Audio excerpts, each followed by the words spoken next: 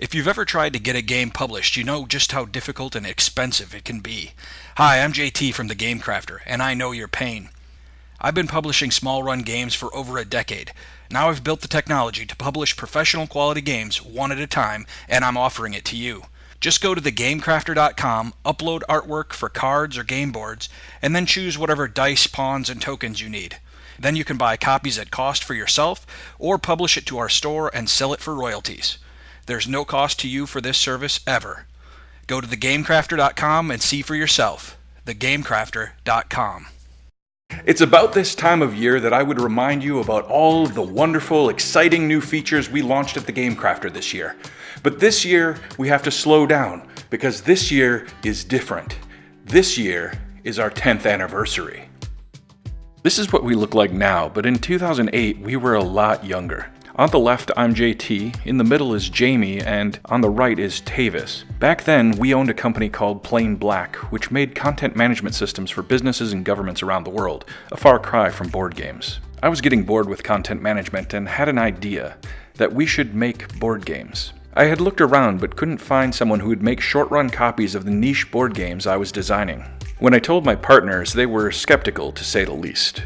It took a lot of convincing. The plan was that it would be a break-even side business that would reuse thegamecrafter.com, which was a domain I had been using to publish my games for the last 10 years. With them convinced, we started working on everything we would need. We launched the website July 16th, 2009. We printed up some brochures, and Jamie and I drove all over southern Wisconsin trying to convince every board game store we could find that they should promote us. While we were out driving around, Rafe Koster, the designer of Ultima Online, and TechCrunch both wrote articles about us, and we were off to the races. We set up shop in the basement of this office building. We were in just 200 square feet. It was the same office where The Onion got started. When we first started, we were printing games on this little copier. We had this tiny parts catalog, and we were printing games in white Indestructo boxes with thermal labels for the cover. The first 1,000 games also got this metallic sticker, which is something of a collector's item today. We only had 5 customizable products at first, but today we have almost 200. We immediately started going to conventions to promote the service. At one of those conventions, I would meet this guy, who years later would convince me to create the official Game Crafter podcast. By 2011, we had taken over half the basement of that office building. We needed room to store all of the equipment and supplies. Oh my, I can't believe our entire production queue used to be 6 metal baskets hanging on a wall. By the summer of 2011, we had decided this was no longer a side business, and we hit the second milestone of our company. We launched a new, more feature-rich website. We also introduced our mascot, Cornelius Oscar Goodfellow, or COG for short. He's an 8-foot-tall steampunk robot that represents the crafters that build the games. With the launch of the new website also came a slew of new products and a never-ending desire to build higher and higher quality games. In 10 years, we have achieved 1,000 times faster production and higher quality all the way around.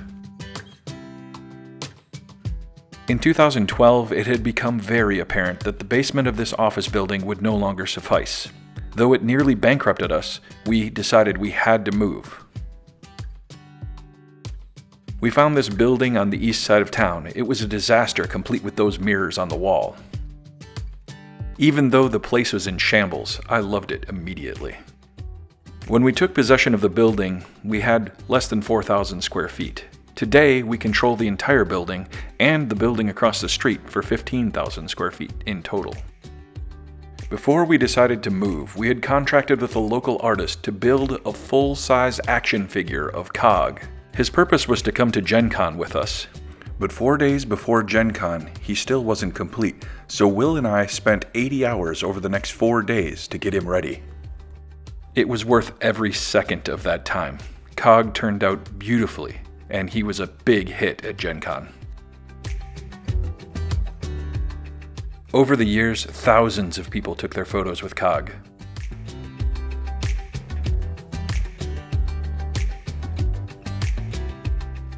But one day he turned violent. It's hard to say where he gets that from. He still lives on in people's memories. Also, in 2012, we created a will call area where people could come and pick up their games from the factory, and COG lives on there. If you visit our factory today, you can see all the components that we make. Plus COG will be there to greet you. You can also get a handful of board game pieces for just 25 cents with these cool board game candy dispensers. When you see us at conventions these days, you'll more likely see our board game candy booth, or our regular traveling booth, or our giant Captain is Dead display. We love hanging out with our fans at conventions. Nothing we have ever done would be possible without you. Seriously, thank you. Speaking of our fans, how many are there of you these days? Holy! Did I say thank you? Thank you. A lot has changed in 10 years. Probably the most visible thing is our website. Colin joined us from our Plain Black days, and between he and I, we've written 125,000 lines of custom code that powers the GameCrafter's website and all of the back-end systems. This is our first employee, Tim. We didn't do good record keeping in the early days, but our staff has grown from 1 to 30 in 10 years. We also couldn't do what we do without our staff, so thank you. Tavis, Jamie, and I have gotten a lot older in 10 years, but I'm not sure what else. I just know that we've loved every minute of it.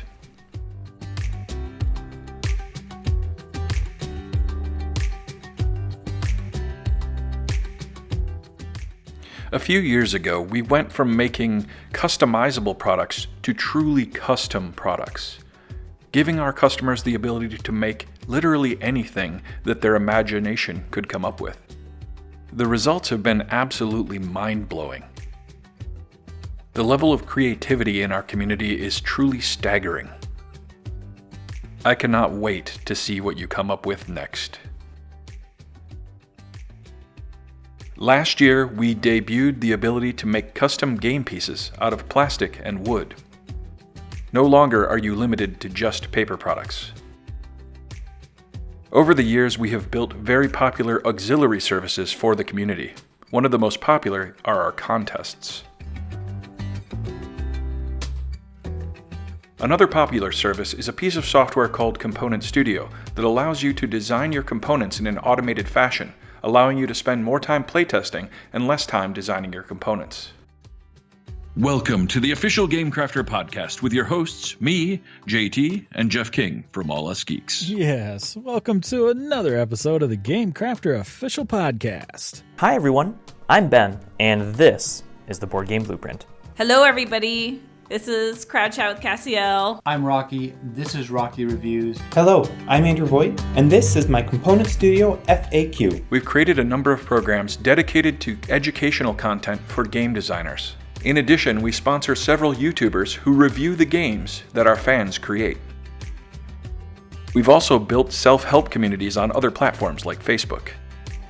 Many of the game designers on our platform choose to build an audience through crowd sales, a crowdfunding platform built on top of the GameCrafter. We manufacture a lot of games, in excess of 100,000 for our customers each year. 2 full trucks a day leave our factory to ship games around the world. Through our game designer sponsorship program, we pay almost 100 game designers a year to go to conventions and promote their games and our service at the same time. We also provide free prototyping materials called smorgasbords to game conventions that have game design programs. We also run our own convention called Protospiel, where game designers can come together and playtest each other's games, along with folks who want to try out games before they hit the market. Before Protospiel every year, we run CrafterCon, which helps designers build skills and industry connections. And for those who want to run their own game convention, we have built tabletop events, which helps automate running your convention. It is truly amazing what we've been able to accomplish with the help of our staff and our community in 10 years. But I almost forgot, we haven't even covered 2019 yet. We launched 2 new professional support services, Concierge and Laboratory. Then there were a bunch of new printed components, such as boxes, envelopes, mint tins, and the new medium 6-fold board. We also added to our catalog of over 2,000 game pieces with another 100 plus. When will we stop adding game pieces? Basically never. There's too many out there that we need to add still. And that's 2019 in a nutshell. Who knows what 2020 might bring? See you next year, and thanks for watching.